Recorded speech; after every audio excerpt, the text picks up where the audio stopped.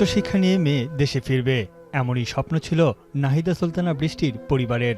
ভাগ্যের নির্মম পরিহাস, এখন বৃষ্টির মরদেহের জন্য অপেক্ষা করছে তার স্বজনরা। পিএইচডি ডিগ্রি অর্জন করতে গিয়ে নৃশংস হত্যাকাণ্ডের শিকার হলেন যুক্তরাষ্ট্রের ইউনিভার্সিটি অব সাউথ ফ্লোরিডার এই বাংলাদেশি শিক্ষার্থী। স্থানীয় সময় বুধবার দুপুর 2টায় ফ্লোরিডার ইসলামিক সোসাইটি অব টাম্পা বে এরিয়ার মসজিদে সম্পন্ন হয় বৃষ্টির প্রথম জানাজা। সেখানে অংশ নেন তার বিশ্ববিদ্যালয়ের শিক্ষক, সহপাঠী সহ বাংলাদেশ কমিউনিটির সদস্যরা। চোখের জলে বৃষ্টিকে বিদায় জানান তার বন্ধুরা।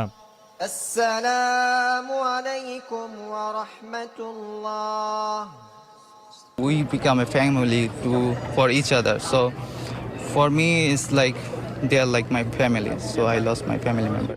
জানাজা শেষে বৃষ্টির মরদেহ সংশ্লিষ্ট ফুনেরাল সংস্থার কাছে হস্তান্তর করা হয়েছে।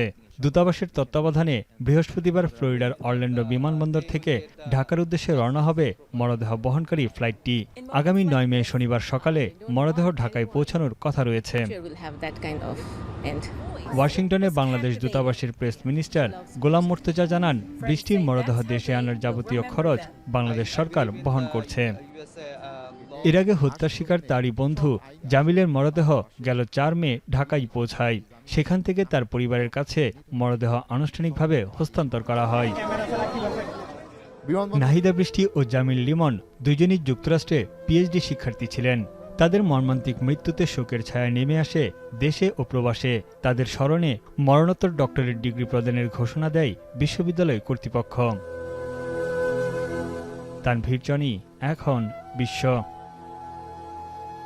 ভিটামিন ই ও সি সিরাম 8টি প্রাকৃতিক অয়েল সমৃদ্ধ লিলি সিরাম অয়েল, যা চুল পড়া কমায় মাত্র 30 দিনে।